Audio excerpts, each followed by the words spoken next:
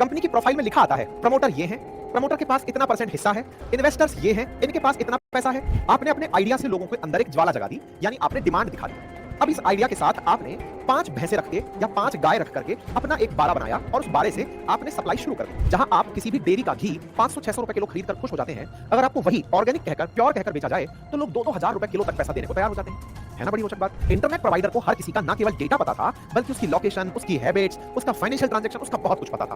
WhatsApp ने उसके उसी फीचर का लाभ उठाने का सोचा और कहा कि अगर हम दोनों मिल गए तो हम हर दुकान से घर तक सामान पहुंचा देंगे। जियो लेकर आता उससे पहले ब्लिंकिट इस प्रोडक्ट को लेकर आ गया। आईपीओ है क्या? अगर आसान भाषा में इसका अर्थ ढूंढा जाए तो ये वो एक प्रोसेस है जब कोई प्राइवेट कॉर्पोरेशन अपना कोई हिस्सा जनता को साझा करता है और पैसे को नौकरी पर लगाने के लिए आपको पता हो कि आपके पैसे को कहां नौकरी पर भेजा जाना चाहिए। हाँ जी, तो टेबल ऑफ कंटेंट में मैंने आप लोगों को आईपीओ के बारे में आज बताना है। आईपीओ से आगे फिर हम बढ़ेंगे, तब हम पहुंचेंगे कि कैसे स्टॉक्स की प्राइसेस बढ़ती हैं। ये सारे स्टॉक्स के अंदर हमारे सीक्वेंस को इसी क्रम में फॉलो किया जाएगा। इसी क्रम में जब हम बढ़ते जाएंगे तो हर चैप्टर के अंदर कुछ ना कुछ आपके लिए कंटेंट है। धीरे-धीरे हमारी गति अपने आप बढ़ने लगेगी। शुरुआती दिन है तो संभवतः थोड़ा-सा समय आप और हमें दोनों को लग रहा है एक दूसरे को समझने में, लेकिन जैसे-जैसे हम और आप अच्छे से एक दूसरे को समझने लगेंगे, कंटेंट की गति भी बढ़ेगी और समझ भी बढ़ती चली जाएगी। पहले से ही मैं आप लोगों को ये बता दूं कि आप यहां पर कोई भी ऐसी उम्मीद लेकर क्लास में ना हाजिर हों जिसकी वजह से आपको लगे कि सर बस अब हमें कोई जादू की छड़ी पकड़ाने वाले हैं और छड़ी पकड़ाएंगे, इस छड़ी से मैं आज ही रात को मालामाल हो जाऊंगा। कल रात को सोया था, आज अमीर बनकर जगूंगा, या आज रात को सोऊंगा, कल अमीर बनकर जगूंगा। कतई नहीं। मैं आप लोगों को लिटरेसी दे रहा हूं, और लिटरेसी भी फाइनेंशियल लिटरेसी। आपके अंदर यह विश्वास पैदा कर रहा हूं कि जैसे आप और मैं नौकरी करते हैं, वैसे ही आपका पैसा भी नौकरी करता है और पैसे को नौकरी पर लगाने के लिए आपको पता हो कि आपके पैसे को कहां नौकरी पर भेजा जाना चाहिए। इसी के लिए हमने अपने डे 1 के लेक्चर में आपको बताया था कि आपको इन्वेस्ट क्यों करना चाहिए। इन्वेस्टमेंट में हमने नौकरी के बाद आपके पैसे के काम पर जाने की कुछ जगह बताई थी। हमने बताई थी कि आप अपने इन्वेस्टमेंट को किन-किन सेक्टर्स में कर सकते हैं। जब आपको सेक्टर्स बताए, फिर उसके बाद आपको बताया कि जब आप स्टॉक मार्केट में यानी कि शेयर मार्केट में निवेश करते हैं, तो मार्केट में निवेश करते समय आपके और इन्वेस्टमेंट के बीच में कुछ सरकारी तंत्र हैं, जिनसे आपको सिस्टम पर विश्वास पैदा होता है। विश्वास के लिए आपके पास सेबी है, सीडीएसएल है, एनएसडीएल है। ये वो संस्थाएं हैं जो आपको ये विश्वास दिलाती हैं कि यकीन मानिए कि आपका डीमैट में रखा हुआ शेयर अपना ही है, कोई उसके साथ चोरी नहीं होगी, कोई किसी तरह का फ्रॉड नहीं होगा। ये विश्वास दिलाने की जो प्रक्रिया है, इसके लिए मैंने आप लोगों को कल का लेक्चर दिया था। आज हम उससे आगे के लेक्चर में एंट्री कर रहे हैं और उस लेक्चर में हम चर्चा कर रहे हैं आईपीओ की चर्चा। आईपीओ है क्या? अगर आसान भाषा में इसका अर्थ ढूंढा जाए तो ये वो एक प्रोसेस है जब कोई प्राइवेट कॉर्पोरेशन अपना कोई हिस्सा जनता को साझा करता है। जब कोई प्राइवेट कॉर्पोरेशन, वो कोई सब्जी की दुकान भी हो सकती है और वो कोई बहुत बड़ा शोरूम भी हो सकता है, वो कोई बहुत बड़ा सर्विस प्रोवाइडर भी हो सकता है, लेकिन जब वो ये चाहता है कि मैं इस जगह पर किसी और को भी अपने साथ हिस्सा दूं, वहीं से ही जानकारी पब्लिक शेयरिंग की निकलने आने लगती है। इसके बेहतरीन उदाहरणों में हाल ही में चल रहे जोमेटो को और स्विगी को आप दिमाग में बिठा सकते हैं। मैं जोमेटो और स्विगी के शेयर्स को एंडोर्स नहीं कर रहा हूं और ना ही आपसे ये कह रहा हूं कि आप जाइए और जोमेटो और स्विगी खरीद लीजिए। मैं आपको केवल उदाहरण के रूप में समझा रहा हूं कि आपकी आंखों के सामने ये 2 कंपनियां आईपीओ लेकर आई हैं। चूंकि आप इससे बहुत ज्यादा नॉन होंगे, इसलिए इन कंपनियों के आईपीओ लाने की वजह से आप इससे रिलेट भी कर पाएंगे। हो सकता है कि आप ये समझ पाएं कि कैसे आपकी आंखों के सामने एक कंपनी आईपीओ लाने से पहले भी भारत के तमाम शहरों में थी। आईपीओ आया, वो उसका शेयर मार्केट में लिस्ट होने के बाद का था, मतलब शेयर मार्केट से जस्ट पहले होने का था, लेकिन उससे पहले भी वो भारत भर में अपना तगड़ा व्यापार चला रही थी। जोमेटो के बाद स्विगी का आईपीओ आया, स्विगी का आईपीओ आया उससे पहले भी स्विगी भारतवर्ष में अपना बेहतरीन काम कर रही थी।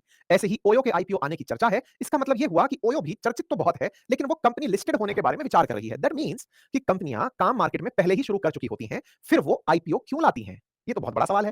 जब उनका बढ़िया कारोबार चल रहा है, हम अपनी आंखों के सामने स्विगी, जोमेटो, ओयो, मोबीक्विक अभी कुछ दिन पहले गया है, इन सबको देख ही रहे हैं, तो बड़ा सवाल ये बनता है कि भाई आपका इतना अच्छा काम चल ही रहा है, तो आप अल्टीमेटली शेयर मार्केट में क्यों आ रहे हो? क्या पैसा कम पड़ गया? या फिर अब आपको चाहिए, जैसे घर पर जाकर के हम पढ़ने लिखने वाले बच्चे बताया करते थे कि हमारी सरकारी नौकरी लग गई, तो क्या ऐसा है क्या कि स्टार्टअप वालों को इज्जत दिलाने के लिए लिस्टेड होना पड़ता है?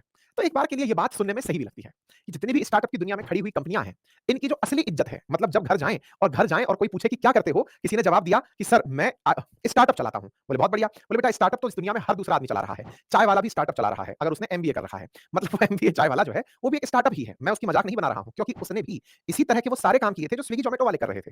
केवल उसको इस समय कंसीडरेशन में लाने का तर्क ये है कि स्टार्टअप हमारे देश में कोई भी व्यापार, जैसे मैं आपके साथ जो इस समय काम कर रहा हूं, ये मेरा स्टार्टअप है। स्टार्टअप तो हर आदमी जो कि किसी भी प्रकार के काम को शुरू करके कर रहा है, वो स्टार्टअप ही है।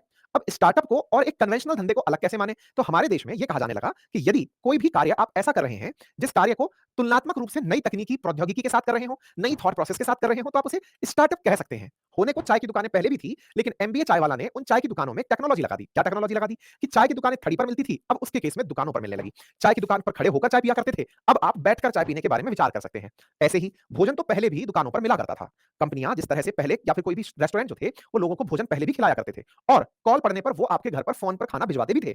लेकिन जोमेटो और स्विगी ने इस काम को तकनीकी के माध्यम से संस्थागत कर दिया। अब आपको ना तो होटल वाले के बारे में जानने की जरूरत है और ना ही किसी और के बारे में। एक एप्लीकेशन लिया, खाना ढूंढा, रिव्यू पढ़ा, अच्छा स्टार दिखा, आपने ऑर्डर मार दिया, ऑर्डर आपके घर पर आ गया। यानी तकनीकी ने जो पहले से पड़ा हुआ काम था, उसी काम में अपना रोल प्ले करते हुए आप तक चीजें बहुत अच्छे से पहुंचा दी। ठीक है, ठीक इसी प्रकार से भारत में टैक्सीज पहले भी चला करती थी। बहुत अच्छे से शहर के किसी ना किसी कोने पे टैक्सी स्टैंड हुआ करता था। आपको पता होता था कि इस शहर का टैक्सी स्टैंड कहां है। लेकिन ओला और उबर जब आए तो इन्होंने उन्हीं टैक्सीज को आपके मोबाइल के एक एप्लीकेशन पर उपलब्ध करा दिया। आपको जब चाहिए आपकी लोकेशन पर टैक्सी आकर खड़ी हो जाएगी, वो आने का कोई चार्ज नहीं लेगी, लेकिन आपको ले जाते समय वो इतना वसूल लेगी कि उसके खड़े होने का भी चार्ज निकल आएगा। खैर, इस प्रकार से दोनों की विन विन सिचुएशन सोचने में जब प्रौद्योगिकी इन्वॉल्व होने लगी, इसी को लोगों ने स्टार्टअप कहा। अर्थात स्टार्टअप इकोसिस्टम जो भारत में बना, ये दो प्रकार से बना। या तो शून्य से कोई आइडिया लिया गया और उसे बड़ा बनाया गया। शून्य से कोई आइडिया लिया, बड़ा बनाया गया, ऐसे में मैं कोई शायद ही आइडिया देख पाऊं जो भारत का अपना ओरिजिनल आइडिया हो। हाँ, कुछ हद तक आप यूपीआई को कह सकते हैं, लेकिन वो सरकार ने किया है। लेकिन बहुत सारे आइडियाज जो आज आप इंडिया में चलते हुए देखते हैं, वो किसी ना किसी विदेशी आइडिया के कॉपी पेस्ट हैं। आज अगर आप इंडिया का शार्क टैंक देखते हैं, तो वो भी कहीं ना कहीं अमेरिकी शार्क टैंक को देखकर कॉपी किया गया है। आज अगर आप फ्लिपकार्ट को देखते हैं, तो वो वॉलमार्ट से कॉपी करके बनाया गया है, अमेज़न से कॉपी करके बनाया गया है। आज आप ओला को देखते हैं, तो वो उबर से कॉपी करके बनाया गया है। इसी प्रकार से आप अगर ओयो को देखते हैं, तो वो एयरबीएनबी को कॉपी करके बनाया गया है। मतलब कुल मिलाकर के हमने हर चीज का कोई ना कोई कॉपी पेस्ट प्रोडक्ट बनाया है, पर फिर भी हमने अपनी जरूरतों के हिसाब से बनाया। इस देश का तो संविधान ही कॉपी पेस्ट है, तो ऐसे में स्टार्टअप कॉपी पेस्ट हो जाए तो बुराई क्या है? क्या संविधान कॉपी पेस्ट है तो उसने हमारे हितों का ख्याल नहीं रखा क्या? बिल्कुल रखा। इसीलिए तो हम उसकी वैल्यू करते हैं कि दुनिया भर से आपने नॉलेज लिया और उसको हमारे हिसाब से उपयोग में ले लिया। इसीलिए भारत के संविधान की इज्जत भी होती है कि भाई दुनिया भर की अच्छी-अच्छी बातें ली, बिल्कुल वैसे ही जैसे एक शेफ जब किचन में खड़ा होता है, तो वो प्रोडक्ट जब खाना बनाता है, तो उसके खाने का स्वाद अलग ही होता है और उसी किचन में आपको खड़ा कर दिया जाए, मसाले सारे वही हैं, लेकिन फिर भी आप वो स्वाद ना निकाल पाएँ। यानी कि इंग्रेडिएंट्स समान होने से स्वाद समान आए ये जरूरी नहीं है। इसलिए शेफ मैटर करता है। ठीक इसी प्रकार से आपके सामने सारी चीजें वैसे की वैसे हों और आपने खुद से अपना आइडिया डिराइव करके उसे बेहतर तरीके से प्रेजेंट कर दिया हो, तो संभव है कि आप उसे एक नई पहचान दिला दें। यही भारत के संविधान के साथ हुआ और यही भारत के स्टार्टअप्स के साथ हो रहा है।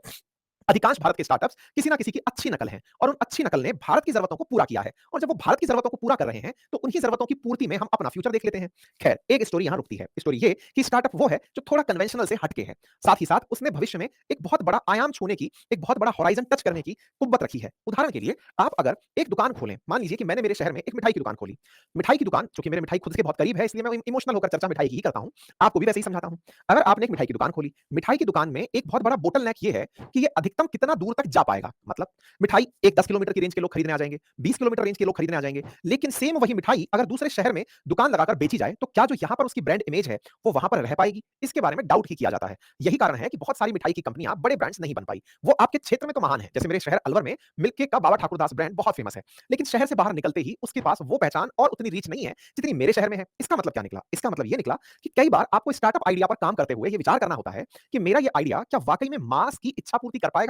अगर वो मास की इच्छा पूर्ति कर पाएगा, तब तो वो अच्छा आइडिया है। अगर वो मास की इच्छा पूर्ति नहीं कर पा रहा है, तो वो एक बेहतर आइडिया नहीं कहलाता। उदाहरण के लिए, अगर आपने ओला उबर को देखा, तो उन्होंने इस बात से अप्रभावित होते हुए अपना काम बढ़ाया कि वो अलवर में है, कि वो जयपुर में है, कि वो बैंगलोर में है। वो जहां भी है, उनकी जरूरत यूं की यूं बरकरार है। ऐसे ही अगर आप स्विगी जोमेटो देखें, तो इससे फर्क नहीं पड़ता कि वो कंपनी बैंगलोर से शुरू हुई है कि गुड़गांव से शुरू हुई है। वो जहां भी है, उसने अपनी जरूरतों की पूर्ति की है। इसीलिए कहते हैं कि अच्छे स्टार्टअप्स वो हैं जिन्होंने किसी की जरूरतों को पूरा किया और उन्हीं में ही फ्यूचर को देखा जाता है। अर्थात केवल स्टार्टअप हो जाना बड़ी बात नहीं है।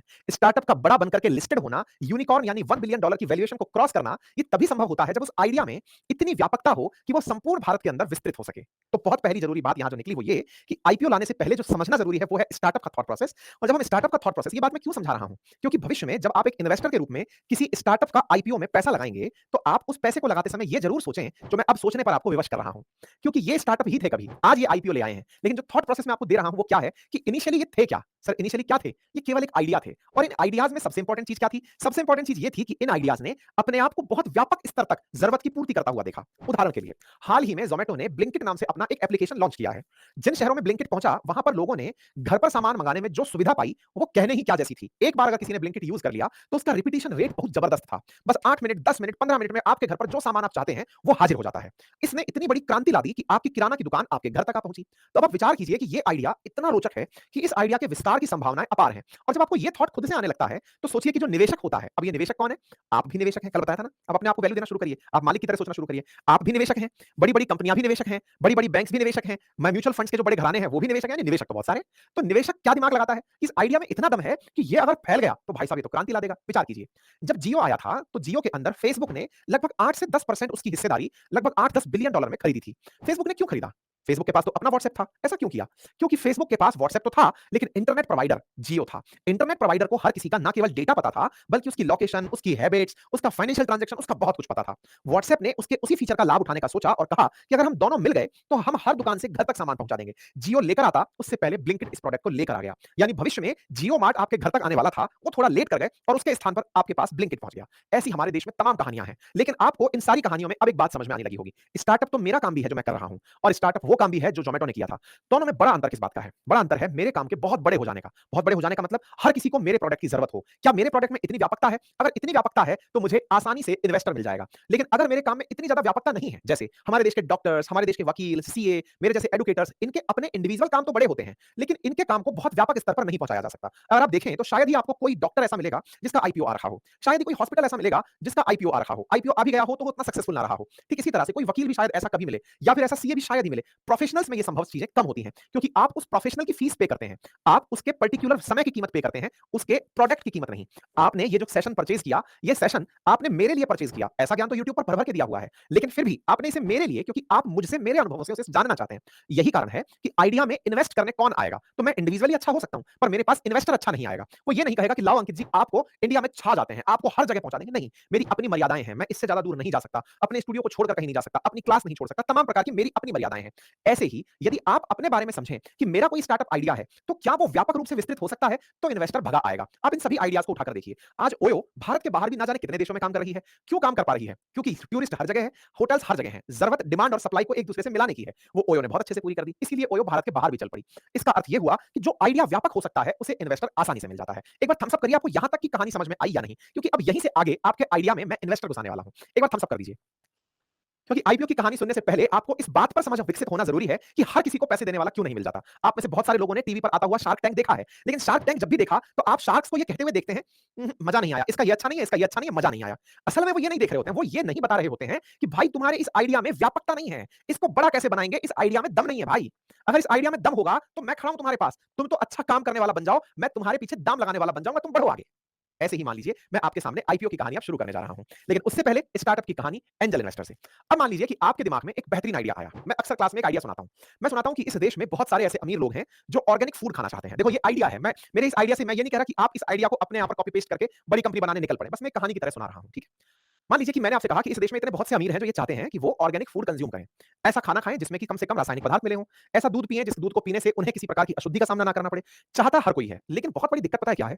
बहुत बड़ी दिक्कत ये है कि आप उस प्रोडक्ट को कंज्यूम करते समय विश्वास नहीं कर पाते। आप में से शायद बहुत से लोग इस बात से अनजान हों कि ऑर्गेनिक जो खाना है, ऑर्गेनिक जो दूध है, इसका प्राइस जनरल प्राइस से, सामान्य प्राइस से 2 गुना, ढाई गुना, 3 गुना तक होता है। जहां आप किसी भी डेयरी का घी 500-600 रुपए किलो खरीद कर खुश हो जाते हैं, अगर आपको वही ऑर्गेनिक कहकर, प्योर कहकर बेचा जाए, तो लोग 2-2 हज़ार रुपए किलो तक पैसा देने को तैयार हो जाते हैं। है ना बड़ी रोचक बात? आप जहां 200-500 रुपए में डेयरी का घी खरीद कर खा रहे हैं, कोई आदमी आपको घी के नाम पर 2000 रुपए तक पे कर रहा है। ये तो बड़ा आइडिया है कि 2000, मेरा घी भी अगर 2000 का बिके तो बुराई क्या है? अब यहीं से अपन एक आइडिया चर्न करते हैं, अपने दिमाग में एक स्टार्टअप लेकर आते हैं। मेरे इस आइडिया को कॉपी मत कर लेना, मैंने पेटेंट करा रखा है। जोक सपाट कर लेना, अगर आपके पास कुव्वत है तो इसे जरूर करिएगा, है ना? तो सुनिए मैं क्या बोल रहा हूं। हमने क्या किया, एक दिमाग लगाया। दिमाग क्या था कि यार क्यों ना मैं ऐसा करता हूं कि मैं भी ऑर्गेनिक चीजें बेचूंगा, और ऑर्गेनिक चीजें अगर 2000 रुपए किलो के हिसाब से बिकना शुरू हुई, सबसे पहले मैं अपने जानकारों को, जो मेरे आसपास अमीर लोग हैं जो कि सेहत को ध्यान में रखकर काम करते हैं, उनको 2000 रुपए किलो का घी पहुंचा कर आऊंगा कि सर ये देखो 2000 रुपए किलो घी है, खाइए, ऑर्गेनिक है। जो लोग मुझ पर ट्रस्ट करते हैं, जो मेरी फेस वैल्यू पर ट्रस्ट करते हैं कि अंकित झूठ नहीं बोल रहा होगा, वो तो 2000 रुपए पे करने को तैयार हो जाएंगे कि हाँ ठीक है, लो भाई 2000 रुपए लो, तुमने कहा है तो मैं तुम्हारी बात के साथ हूं। वो 2000 रुपए देकर मुझे राजी कर दिए। लेकिन विचार कीजिए, आपने गली क्रॉस की, आप दूसरी गली में गए जहां आपको कोई नहीं जानता। आपने जैसे ही वहां जाकर कहा कि सर 2000 रुपए किलो घी है, पहला प्रश्न किस बात पर खड़ा होगा? एक बार कमेंट बॉक्स में बता दीजिए। जो पहला प्रश्न खड़ा होगा कि जैसे मैं कहूंगा 2000 रुपए किलो घी है, किस बात पर सवाल खड़े होंगे? अगर आप हैं मेरे साथ तो कमेंट में बताइए।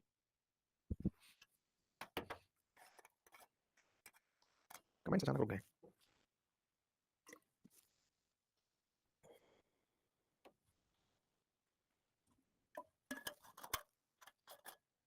एक बार लिखा सर साउंड म्यूट है। ब्रजेश जी आपका अपना साउंड म्यूट है।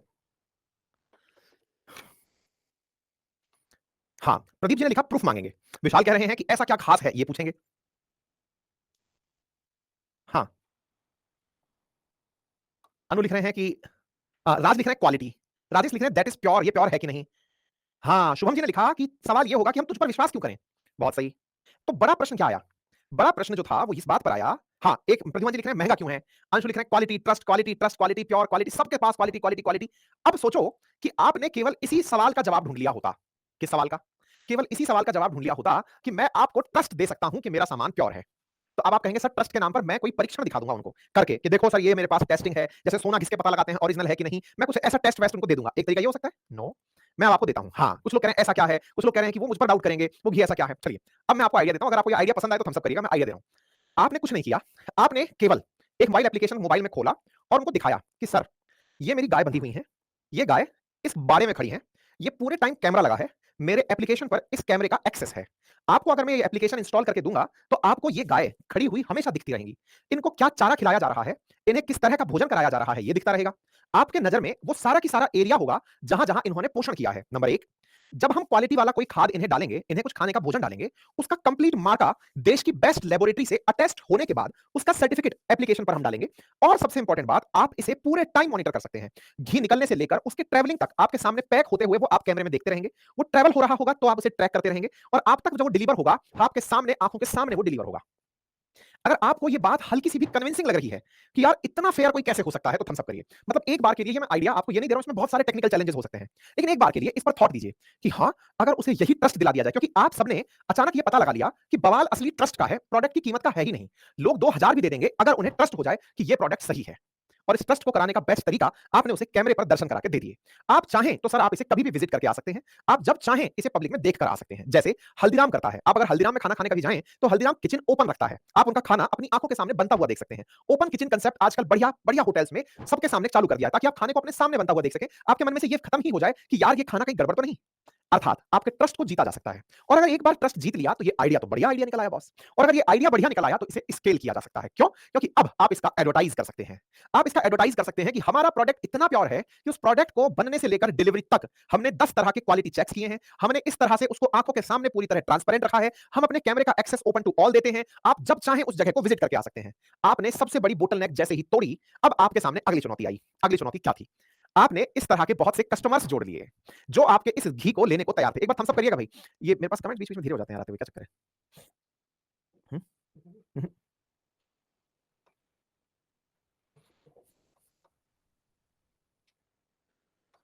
हुँ, हुँ, वो ठीक है, लेकिन क्यों नहीं मुझे ये है नंबर दो। मुद्दा ये है कि कमेंट्स क्यों नहीं? उनको बोलना है ना, क्योंकि कमेंट्स बीच में गायब हो जाते हैं। अच्छा, तो अब सवाल ये बना कि साहब आपने इतने सारे लोगों में एक विश्वास पैदा कर दिया कि आपके प्रोडक्ट में दम है। आपके प्रोडक्ट में दम है, तो अब देखो आप पूरी कहानी को समझते चलो। सबसे पहले आपका आइडिया दमदार था। आपने अपने आइडिया से लोगों के अंदर एक ज्वाला जगा दी, यानी आपने डिमांड दिखा दी।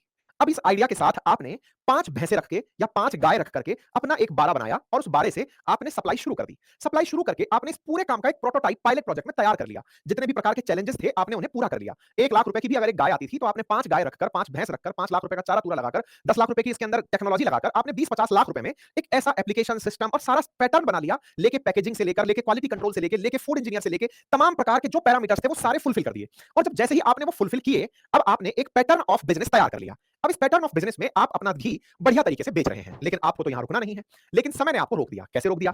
आप पैदा ही मात्र 10 किलो घी कर पा रहे हैं, महीने का मुश्किल से 20 किलो घी पैदा कर पा रहे हैं। 20 किलो घी 2000 रुपए के हिसाब से बेचकर आप कितना पैसा कमा लेंगे? इतना तो आपका फूड में खर्चा हो जा रहा है, आपका कैपिटल इन्वेस्टमेंट हो चुका है। अब अगर इससे पैसे बनाने हैं तो इस काम को बड़ा करना पड़ेगा। अगर आप इस कहानी को समझ गए कि यहां से आगे अब फेज 2 इन्वॉल्व होता है कि मुझे धंधा बड़ा करना है।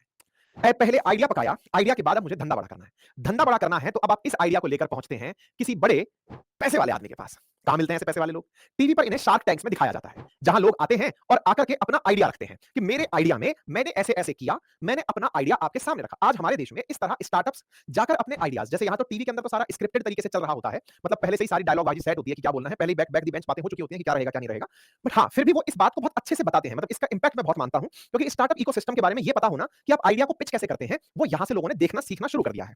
अब जब यहां आप आइडिया को देख रहे हैं, लोग यहां रखने आए, आप ऐसे ही किसी व्यक्ति के पास गए और वहां जाकर बताए कि सर मैं अपने इन्वेस्टमेंट से इतना कर पा रहा हूं, मुझे लगता है कि इसमें इतनी संभावनाएं हैं, अगर आप मुझे इसमें इतना धन देते हैं तो मैं अपने 100% कंपनी के हिस्से में से आपको कंपनी का 10% हिस्सा, ये मानते हुए कि मेरी कंपनी की कुल वैल्यू 50 करोड़ रुपए है, मैं आपको 50 लाख रुपए में अपनी कंपनी का 10% हिस्सा देने को तैयार हूं। ये वो पहला आदमी है जिसने आप पर विश्वास किया, वो आदमी जिसने आपको 50 लाख रुपए इस बात के दिए कि बेटा जाओ और धंधा बड़ा बनाओ। अब बहुत बड़ा पॉइंट है, जरा ध्यान से समझिएगा। कमेंट्स अगर मेरे पास फ्लो से आ रहे होते तो मैं आपके रिस्पॉन्सेस को समझ पा रहा होता। टेक्निकल टीम से बात करिएगा एक बार। मुद्दा ये है कि आपने यहां जिस व्यक्ति से सबसे पहले इंट्रोडक्शन लिया, उसी को कहते हैं एंजल इन्वेस्टर। ये एंजल इन्वेस्टर कौन है? ये एंजल इन्वेस्टर वो है जिसने आपके आइडिया पर निवेश किया है, आपको कर्ज नहीं दिया है। अगर आप इस बात को समझ रहे हो तो थम्स अप कीजिएगा। फिर से सुनिए क्या बोला मैंने। इसने आपके आइडिया पर निवेश किया है। आइडिया पर निवेश करने वाले व्यक्ति को एंजल इन्वेस्टर कहते हैं, जो आपको लोन नहीं देता। तो वो क्या देता है? वो आपकी कंपनी में पैसा देता है और कहता है कि जा बेटे इसे खर्च कर। प्रभु बदले में क्या चाहते हैं? बदले में मैं तेरी कंपनी में हिस्सा चाहता हूं, क्योंकि मुझे लगता है कि एक दिन ये धंधा बड़ा बनेगा। तो जब धंधा बड़ा बनेगा, ये फीलिंग इन्वेस्टर को आने लगती है, तो इस एंजल इन्वेस्टर आपकी कंपनी में पार्टनर के तरीके से आ जाता है। मेरे प्यारे साथियों, एक डेटा दिखाता हूं। हमारे देश के अंदर ये टॉप 15 इंडिविजुअल एंजल इन्वेस्टर्स हैं, यानी कि ये वो लोग हैं जो लोगों के आइडियाज में पैसे इन्वेस्ट कर रहे हैं, जिनमें से स्क्रेड के जो सीईओ हैं कुणाल शाह, वो सबसे ऊपर हैं, जो लगभग अभी तक 200-250 कंपनियों में अपना इन्वेस्टमेंट कर चुके हैं। ठीक इसी प्रकार से अनुपम मित्तल शादी.com वाले, आपने इन्हें देखा होगा, स्नैपडील, ये sequoia capital, live space, Flipkart, Snapdeal के को-फाउंडर, जुपिटर के, एंटरप्रेन्योर के, पाइन लैब के, टाटा ग्रुप के, ये तमाम वो लोग हैं जो लोगों के आइडियाज में इन्वेस्ट करते हैं। आइडियाज में इन्वेस्ट करने वाले ये एंजल इन्वेस्टर उन कंपनियों के साथ-साथ कंधे से कंधा मिलाकर चलना शुरू कर देते हैं। तो सर फिर मैं कौन हूं जिसका आइडिया था? अगर ये एंजल इन्वेस्टर है तो मैं कौन हूं जिसका आइडिया था? मेरे प्यारे साथियों, ये जो आप थे, असल में आप उस कंपनी के प्रमोटर कहलाए। क्या कहलाए? प्रमोटर। ये बात मैं क्यों बोल रहा हूं कि ये प्रमोटर कहलाए? क्योंकि जिस दिन आप ट्रेडिंग में उतरेंगे ना, आपको कंपनी की प्रोफाइल पर जाकर, जैसे कल जिन्होंने एंजल वन के डीमैट अकाउंट खोले होंगे, जिनको मैंने कल का लिंक दिया था, आज भी मैं लिंक डाल दूंगा। एंजल वन का जिन्होंने अकाउंट खोला होगा, वो जाकर जब कंपनी की प्रोफाइल देखने लगेंगे, क्लिक करने लगेंगे, तो कंपनी की प्रोफाइल में लिखा आता है, प्रमोटर ये हैं, प्रमोटर के पास इतना % हिस्सा है, इन्वेस्टर्स ये हैं, इनके पास इतना पैसा है। इस तरह से इस कंपनी के शेयर बटे हुए हैं। आप किसी भी कंपनी को देखें तो वहां पर सबसे ऊपर प्रमोटर का नाम लिखा आता है, यानी सबसे पहले ये ब्रेन चाइल्ड किसका था, उसका नाम लिखा आता है। तो प्रमोटर समझ में आया, एंजल इन्वेस्टर समझ में आया। एंजल इन्वेस्टर ने पैसा कहां डाला? कंपनी के अकाउंट में डाला। क्या वो उस पैसे को वापस लेगा? नहीं लेगा। वो क्या चाहता है? उस पैसे को लगाओ, काम को बड़ा बनाओ। चलो अब बड़ा बनाते हैं। इस एंजल इन्वेस्टर ने आपके साथ इन्वेस्टमेंट किया, आपको धन दिया। एंजल इन्वेस्टर ने जो फंड दिया आपको, इसे ही हम सीड फंड कहते हैं। यानी कि एक तरह से जो बीज है उसको पैसा दिया गया सीड फंड के रूप में कि लो बेटा काम बड़ा करो। इस सीड फंड से हम आगे चलना शुरू हुए। अब हमने डिसाइड किया कि सर अब आपने पैसा तो मुझे दे दिया, लेकिन सर इस पैसे में आपका कितना और मेरा कितना डिसाइड कर लेते हैं, क्योंकि मैंने आपसे कहा है कि मैं 10% आपको दूंगा। 10% बटता कैसे है बाय द वे? बड़ा सवाल है ना। भाई अभी तक तो जब कंपनी मेरी थी, मैं दूध का घी निकाल कर बेच रहा था, तो पूरी तरह मैं ही मैं था, दूसरा कोई नहीं था। लेकिन जैसे ही अब मैंने आपके सामने एक नया आदमी घुसाया, तो मुझे ये आवश्यकता महसूस हुई कि मैं अपनी कंपनी के हिस्से बना लूं, और उन हिस्सों में मैं छोटे-छोटे टुकड़े बना लूं, हिस्से बनाते हुए। मैंने ऐसे ही अपनी कंपनी के लाखों हिस्से बना लिए, और उन लाखों हिस्सों में से 10% हिस्से एक व्यक्ति को इसलिए दे दिए क्योंकि उसने 5 करोड़ दिए थे। क्या आप मेरी बात समझ पा रहे हैं? पहली ही बार में कंपनी बनते ही, जैसे ही सीड फंडिंग डली, कंपनी के अंदर शेयर बन जाते हैं। इसलिए याद रखिएगा, भारत में जितनी भी कंपनियां हैं, वो सभी कंपनियां डे 1 से शेयर लेकर चल रही होती हैं। शेयर सबके पास होता है, वो आपको देंगे या नहीं, ये बात पैदा होती है आईपीओ के बाद से। शेयर तो डे 1 में कंपनी बनती है, उसी दिन डिसाइड हो चुका होता है कि इसके इतने शेयर हैं, इसके इतने शेयर हैं। तो इसका मतलब ये हुआ कि कंपनी में शेयर डे 1 से थे, और जब कंपनी में शेयर डे 1 से थे, तो उस कंपनी ने प्रत्येक शेयर की एक वैल्यू रखी। मान लीजिए कि एक कंपनी ने 50 लाख शेयर बनाए। सर मैं सोच रहा था कि 10 मतलब 100% के अंदर 100 ही शेयर होते होंगे। अरे पागल हो गए हैं क्या हम? नहीं भाई, 50 लाख शेयर बना दिए मैंने, ₹10 की एक शेयर की फेस वैल्यू रखते हुए कि मेरा एक शेयर ₹10 का है, 50 लाख के हिसाब से 5 करोड़ की मैंने वैल्यू उठा रखी है, या फिर मैंने 5 करोड़ की टोटल वैल्यूएशन की हुई है। इस तरह से मैंने अपनी कंपनी के अंदर एंट्री मारी। ठीक है साहब। तो सबसे पहला मैं व्यक्ति जो कि मेरी कंपनी के अंदर प्रमोटर है। इसी प्रकार से मैंने एंजल्स बुलाए हैं। उन एंजल्स में मैंने मान लीजिए 2 एंजल बुलाए जिनसे पैसे लिए हैं, उनको मैंने 5-5% अपनी कंपनी के अंदर हिस्सेदारी देना शुरू कर दिया। इस प्रकार से मैंने 50% कंपनी के अंदर निवेश के रास्ते खोल लिए, और बाकी बचे 50% को भविष्य के लिए सिक्योर कर लिया कि जब पता हो चुका है कि मैं एंजल इन्वेस्टर से 10% स्टेक होल्डिंग शेयर कर चुका हूं, तो बाकी बचे 50% को अब आगे किसी और को बेचेंगे। अब इस बात को फिर से समझिए, लिटिल बिट कंफ्यूजन यहां पैदा हो सकता है। किस बात का? कि सर आप ही ने कहा था कि 10% हिस्सा बेच दिया, तो टेक्निकली तो मेरे पास 90% है। मैं आपको समझाता चल रहा हूं कि विचार कीजिए कि आपने 50% सोच ही लिया कि बेचना है, बस स्टार्टिंग में 10% बेचा है, भविष्य में बाकी बचे हिस्सों को भी बेचेंगे। प्रमोटर ने एक कंडीशन मैंने आपके दिमाग में डाल दी कि उसने 40% अपने पास रख लिया, एक नहीं दो एंजल इन्वेस्टर्स को 5-5% बांट के पैसा इकट्ठा कर लिया, और बाकी 50% को भविष्य में बेचने के लिए रख लिया। ये मैंने आइडिया दिया है। आइए आगे बढ़ते हैं साहब। अब क्या हुआ? एंजल इन्वेस्टर का पैसा आया। एंजल इन्वेस्टर का जैसे ही पैसा आया, इस पैसे के तुरंत बाद मुझे जो धन मिला, इस धन से मैंने अपनी कंपनी में जो भैंसें थी उनकी संख्या बढ़ा दी। मेरे पास 5 करोड़ रुपया आया है। 5 करोड़ की मैंने भाई साहब 500 गाय खड़ी कर दी।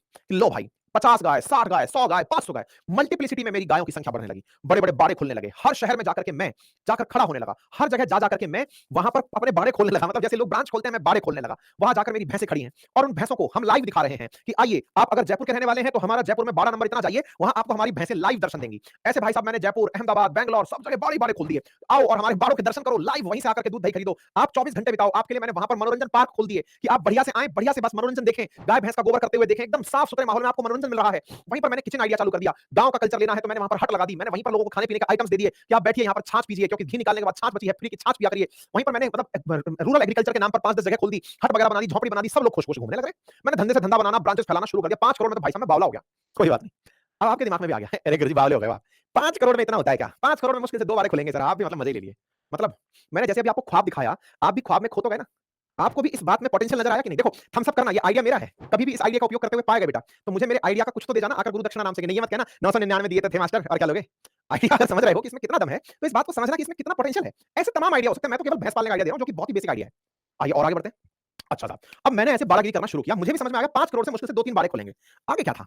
मैंने भाई साहब फिर लोग ढूँढे, क्योंकि मेरे 5 करोड़ को देखकर लोगों के मन में आने लगा, यार अगर ये अभी 2 शहरों में हैं, अगर अगली बार इन्हें 100 शहरों में किया जाए तो कितना पैसा चाहिएगा? आइडिया में तो दम है भाई, घी निकल रहा है, घी बिक रहा है, आदमी ने क्वालिटी कंट्रोल और प्रोडक्ट पकड़ के रखा हुआ है, कोई लीकेज नहीं है, सब बढ़िया चल रहा है। शानदार। अब मैं कॉलर ऊँची करके गया। भाई मेरे को पता चल गया कि मेरी कंपनी में तो बस अब आप विश्वास करोगे तो इसमें तो स्काई इज़ द लिमिट है। मैं इंडिया के अंदर 650 शहरों में बाड़े खोल सकता हूँ। फिर मैं वर्ल्ड के 10,000 शहरों में बाड़े खोल सकता हूँ। मैं 7th स्काई पे चल रहा हूँ इस समय। अब तो मेरे इस आइडिया में ही धन है। जब मैंने शुरुआत में 5 करोड़ का आइडिया दिया, शुरुआत में 2 भैंसों से आइडिया निकाला था, उस आइडिया के बाद से मेरे दिमाग में तो अब खेला-खेला चल रहा है, पैसा दो अब आप। अब आप इसका मतलब समझो। इस आइडिया की वैल्यू बढ़ने लगी। वैल्यू बढ़ने लगी कि यार इसमें तो दम है गुरु यार। ये वैल्यू तो बहुत जबरदस्त है और इसके अंदर अगर वैल्यू जबरदस्त है तो कुछ और लोग आए। यार भाई पैसा ले लो यार। बोले सर मैं पैसा ले चुका हूँ। अरे अरे प्लीज थोड़ा सा हिस्सा हमारा भी ले लो। बोले सर देखो पहले मैंने 5 करोड़ वैल्यू मान करके 50 लाख में 10% हिस्सा दिया था। लेकिन सर तब मेरे पास एक बाड़ा था, आज मेरे पास 10 बाड़े हैं। सर तो 50 लाख के हिसाब से जब मैंने स्टार्टिंग वैल्यूएशन मानी, 5 करोड़ मैंने स्टार्टिंग वैल्यूएशन मानी। सर टेक्निकली देखा जाए ना, मैंने अगर 50 लाख पर धंधा शुरू किया था, 10 बाड़े हो गए, 5 करोड़ हो गए। सर मेरे को लग रहा है कि पोटेंशियल आपके आने से बढ़ जाएगा। मैं सर अब 100 करोड़ रुपए पे आपको अपना 10% हिस्सा दूंगा। बोले मतलब? बोले मतलब ये था एक बार के लिए कि सर मान लीजिए कि मेरी कंपनी में ये 100% हिस्सा था। शुरुआत में 5 करोड़ रुपए मेरी कुल कंपनी की वर्थ थी। इसमें मैंने 10% 50 लाख रुपए में आपको बेचा था। 10% एक आदमी को जिसको बेचा था उसका नाम था एंजल इन्वेस्टर। इसको मैंने बेचा था। अब क्या होता है कि मैंने इनके 50 लाख से कंपनी को बड़ा बना लिया। कंपनी इतनी बड़ी बना ली कि मेरी कंपनी की वैल्यू मुझे लगती है कि अब 50 करोड़ हो चुकी है।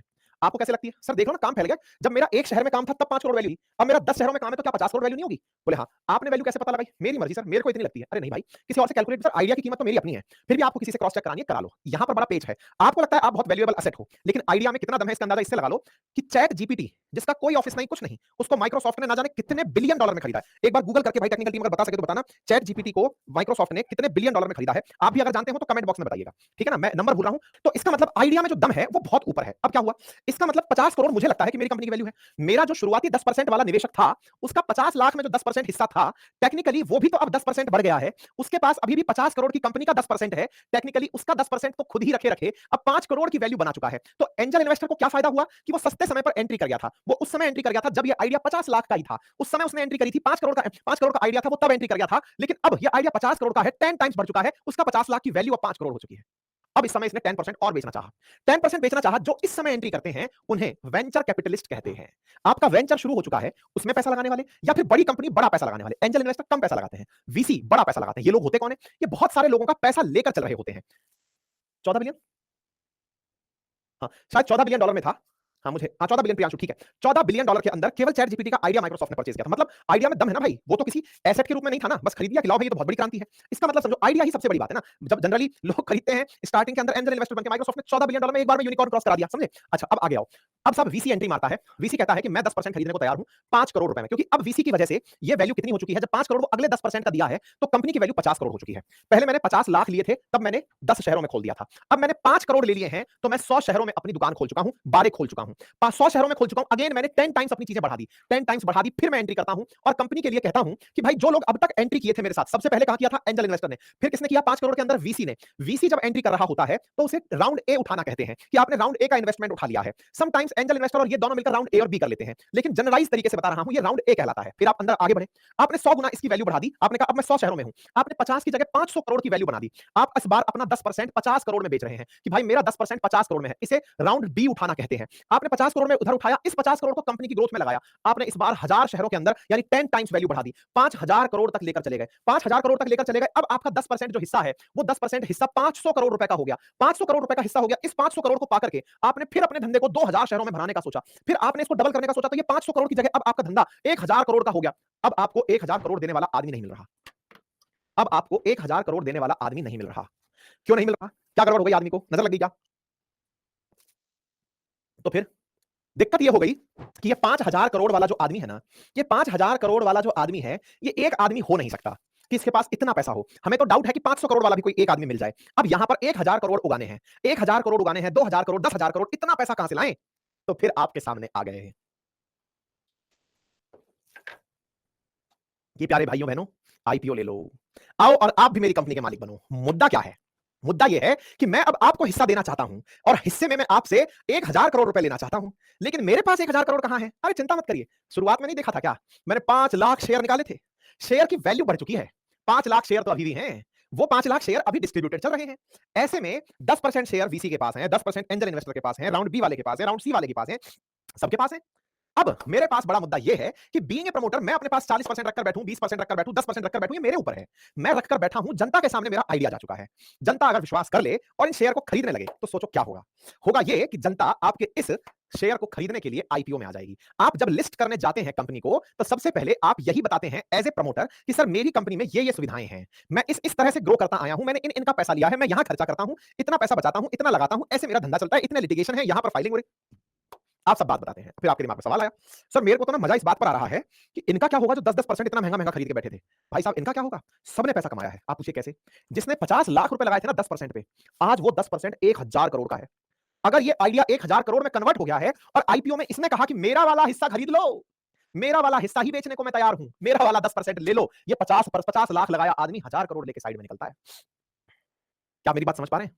ये जो पैसे लगाया हुआ 50 लाख लगाया हुआ, बोले सर ये तो बड़ा खेल गया। लेकिन सर इसके बारे में जरा बताइए ना, ये जो 50 करोड़ लगाया था इसका क्या? मैंने कहा आप सब छोड़ो, जिसने 500 करोड़ भी लगाए थे वो 1000 करोड़ लेके साइड में हो गया।